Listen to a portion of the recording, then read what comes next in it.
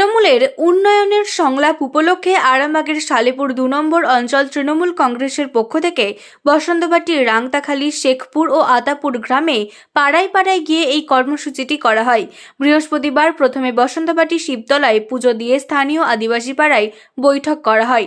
এরপর মধ্যাহ্নভোজনের আয়োজন করা হয়।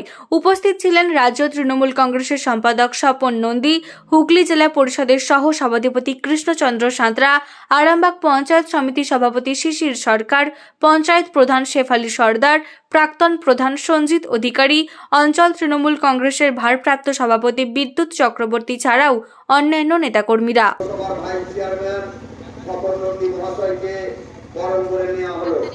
এখন বরণ করে নেওয়া হচ্ছে আরামবাগ পঞ্চায়েত সমিতির হুগলি জেলা পরিষদের সদস্য সুজাহান বেগম মহোদয়কে, এরপর আরামবাগ পঞ্চায়েত সমিতির সম্মানীয় সভাপতি শিশির সরকার মহোদয়কে সালেপুর ২ অঞ্চল তৃণমূল কংগ্রেসের পক্ষ থেকে বরণ করে নেওয়া হলো।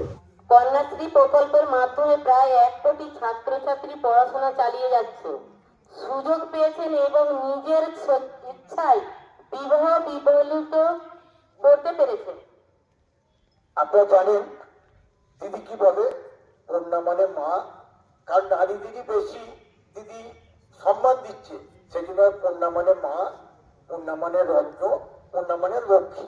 তাই তো আগে পুরুষ শাসিত সময় ছিল, কেউ কিন্তু নারী মায়েদের এত সম্মান দেয়নি।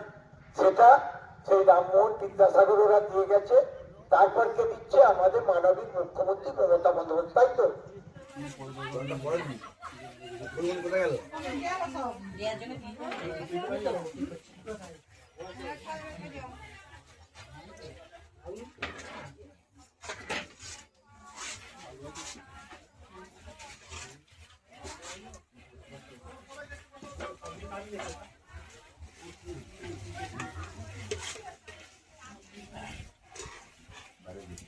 আমাদের দলীয় যেটা ঘোষিত কর্মসূচি দিয়েছে আমাদেরকে উন্নয়নের সংলাপ, সেই উন্নয়নের সংলাপ আজকে শুরু হয়েছে বসন্তবাটি ২১২ নম্বর বুথ থেকে। প্রথমেই বসন্তবাটি রথতলায় আমাদের শহীদ বেদিতে তৃণমূল কংগ্রেসের ওখানে পতাকা উত্তোলন হয়েছে এবং তারপরে আমাদের কর্মসূচি অনুযায়ী বসন্তবাটি শিব মন্দিরে পুজো দিয়েছেন আমাদের রাজ্য কমিটির সেক্রেটারি তথা আরামবাগ এবং গোঘাট বিধানসভার কোঅর্ডিনেটর স্বপনদা এবং জেলা সহসভাধিপতি আমাদের কৃষ্ণদা এবং পঞ্চায়েত সমিতির সভাপতি শিশিরদা এবং জেলা পরিষদের সদস্য আমাদের সুজাহানা বেগম এবং পঞ্চায়েতের প্রধান এবং কর্মীবৃন্দরা সবাই ছিলেন।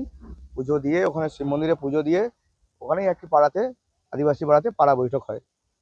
পাড়া বৈঠক আমরা সেরে দিদির যে উন্নয়নের যে 15 বছরে কি করেছে সেটা আমরা তুলে ধরেছি এবং মানুষকে সেটা বুঝিয়ে বলেছি এবং যেটা আমাদের সিলেক্ট আকারে দিয়েছিল যে আমাদের কি করে 11 সালে কি ছিল আর এখন কি হয়েছে সেগুলো সব বুঝিয়ে বলেছে আমার নেতৃত্বরা। ওখান থেকে হয়ে আমরা চলে গেছি আদিবাসী পাড়ায়। ওখানে আমাদের বুথের সভানেত্রী ফুলমণি মান্ডি, তার বাড়ির সামনে পাড়াতে আদিবাসী পাড়ার সবাই জমায়েত হয়ে পতাকা উত্তোলন হয়েছে এবং তাদের বাড়িতে খাওয়া দাওয়ার ব্যবস্থা ছিল। কর্মীরা প্রায় 100-150 কর্মী তাদের বাড়িতে বসে খাওয়া দাওয়া হয়েছে। খাওয়া দাওয়া যেমন তারা ব্যবস্থা করেছে, কর্মীর বাড়িতে খিচুড়ি, একটু বাঁধাকপির চাটনি এবং হ্যাঁ প্রধান সাহেব ছিলেন এবং জনপ্রতিনিধিরা ছিলেন এবং আমাদের এক্স প্রধান বাচ্চুদাও ছিলেন, বিদ্যুৎ চক্রবর্তী। ওই অঞ্চলের এখন ভারপ্রাপ্ত সভাপতি।